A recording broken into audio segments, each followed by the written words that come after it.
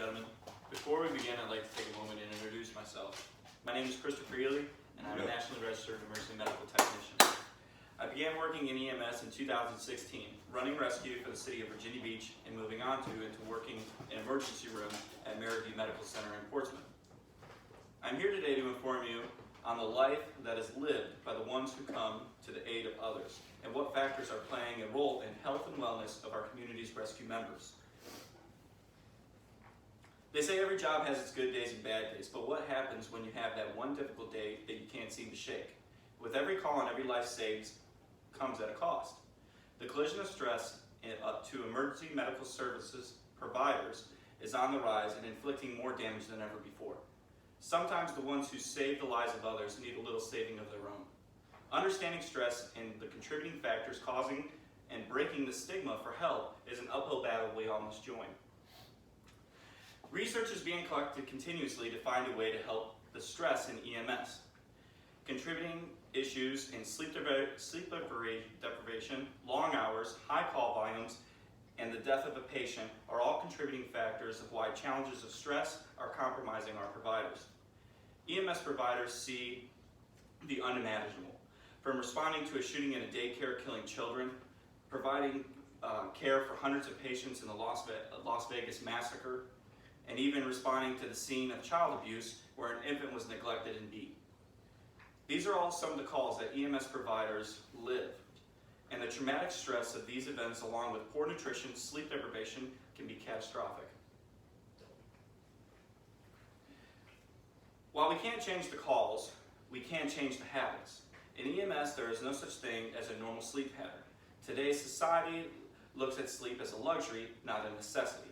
But how can you change that in a world with more demand than ever before? Brian Gold, a veteran paramedic in Colorado, was killed in a head-on collision on his way home from work at 6:45 a.m. His wife, also a paramedic, was dispatched to the scene not knowing her husband, who was pronounced dead at the scene. State police stated that alcohol and drugs were not a contributing factor when his vehicle veered off into oncoming traffic and colliding with a semi-truck. It later was implemented in that department that if a member had 4 hours or less of sleep, a fellow coworker would take them home along with their vehicle. There is no substitute for sleep, like food, oxygen, and water. Sleep is essential to maintain a mental and physical well-being. When it comes to 4 hours or less rule, for some departments, make it available for after-hours sleeping quarters as an offer in the event no one is available to take a provider home. This can be implemented with some departments, but about the others ones who can't afford this. To rest and reset will reduce stress levels in providers because it's keeping a safe balance of natural sleep cycle. Shift scheduling can possibly help our providers with the stressors, but will not solve the problem. Across the United States, EMS personnel work flexible hours, starting with your standard 8-hour day and advancing all the way to a 24-hour shift. With hours ranging in this manner, it is vital that a provider get enough sleep prior to the shift, but most providers having a full-time job and a part-time job just to stay afloat. The total hours worked per week in an EMS agency is approximately 54 hours, what often reaches higher totals. With long hours, fatigued drivers can be considered as bad as drunk drivers or even drivers that are texting. Many firefighters who work the well-known 24 on and 72 off live further away because of shift pattern, often living even 2 hours or more from their firehouse. Switching these schedules to a 12 or even a 16-hour shift would not be feasible or economical for providers and would cause even further issues with sleep deprivation and fatigue.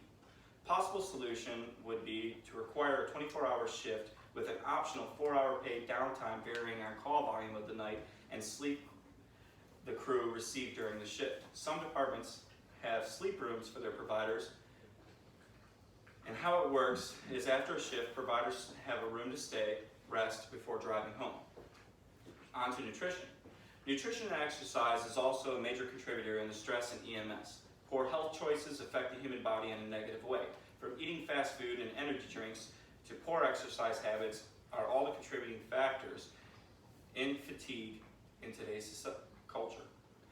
Now, with more organizations offering gym memberships and stores with healthier choices at a discounted rate for first responders, why do we still choose to eat and keep the same lifestyles?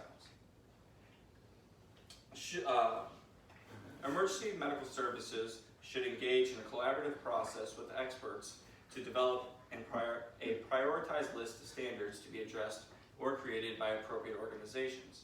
The military has standards which I would like to see implemented in the EMS culture. In the military, each command has a physical fitness coordinator, which is a collateral duty. The personnel we nominate for this position are those who demonstrate a healthy lifestyle, and as a team they come up with improved standards, stretches, and exercises to help teach its members one way of staying in shape. If we implement this into our culture, it would give us more tools in our tool pouch for providers to use. In an article done by Harvard Health Publishing stated, researchers found that regular aerobic exercise, the kind that gets your heart and your sweat glands pumping, appears to boost the size of the hippocampus, the brain area involved in verbal memory and learning. So what should we do next? In today's society, we must continue pushing for a better standard for health and wellness. Sleep deprivation, feeling underappreciated, poor nutrition, and exercise are just a few of the many issues contributing to poor mental health in this field. Stress is overwhelming to providers, so changing our lifestyles will ultimately be the only chance we have at changing our own lives. We will never be able to change the calls. Emergencies will happen, the call will be placed, and we will respond. Getting a healthier and proper amount of sleep along with a proper diet and exercise is what we can control, and if we set a better standard for ourselves, then possibly the stress-related issues will drop. Will changing shifts be beneficial? Will adding a mandatory fitness program be beneficial? Yes. I truly believe setting these standards will improve not only our way of life, but our patient care. There is a saying, lead by example. This will show our communities that our lifestyles they should strive for. By starting this movement shows that we will not only respond to your emergency, but we will also teach you.